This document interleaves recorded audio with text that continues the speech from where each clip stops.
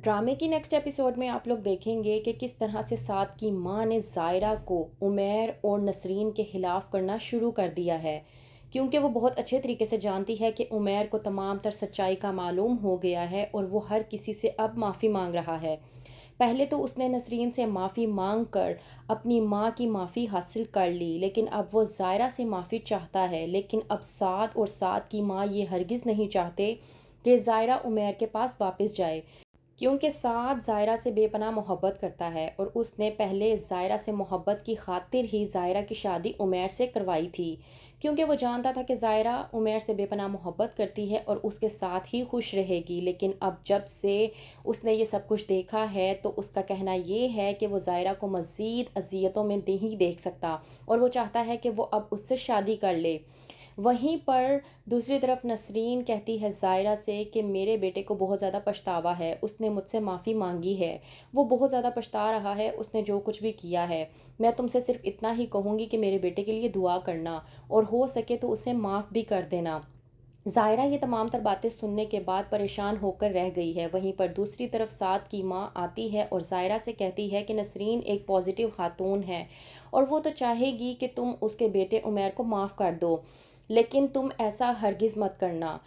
I wish कि तुम्हारी शादी मेरे बेटे साद के साथ ही पहले हो चुकी होती तो तुम्हें ये सब कुछ बर्दाश्त नहीं करना पड़ना था। लेकिन अब भी कुछ नहीं बिगड़ा, तुम अब भी अपनी ज़िंदगी को अच्छे तरीके से संवार सकती हो। तुम चाहो तो साथ से शादी कर सकती हो। मैं तुम्हें ये नहीं कह रही कि तुम अभी फ़ैसला करो, लेकिन अपनी ज़िंदगी का बेहतरीन फ़ैसला करो, क्योंकि तुमने अपनी ज़िंदगी में जो भी फ़ैसला किया और जो भी तुम्हारी ज़िंदगी गुजरी उससे तुमने बहुत कुछ सीखा है। तो बेहतर ये है कि अब अपनी ज़िंदगी का ऐसा फ़ैसला करना कि जिससे तुम्हें कोई मज़ीद अज़ियत और तकलीफ़ बर्दाश्त ना करनी पड़े।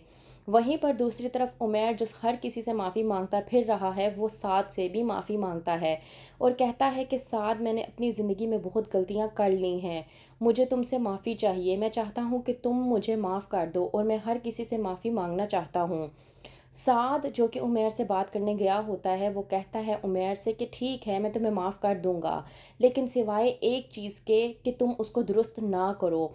उमैर इस बात पर परेशान हो जाता है। वहीं पर साद कहता है कि तुम ज़ायरा से माफ़ी नहीं मांगोगे, क्योंकि मैं नहीं चाहता कि तुम अब ज़ायरा की ज़िंदगी में वापस आओ। मैं चाहता हूँ ज़ायरा को और बहुत जल्द उससे शादी करना चाहता हूँ, लेकिन मेरे और उसके दरमियान में सिर्फ एक कड़ी खड़ी है और वो कोई और नहीं बल्कि तुम हो। और मैं चाहता हूँ कि मेरे और ज़ायरा के दरमियान से तुम जितना जल्दी हो सके निकल जाओ, ताकि मैं ज़ायरा से शादी करके उसे दुनिया की तमाम तर खुशियाँ दे सकूँ।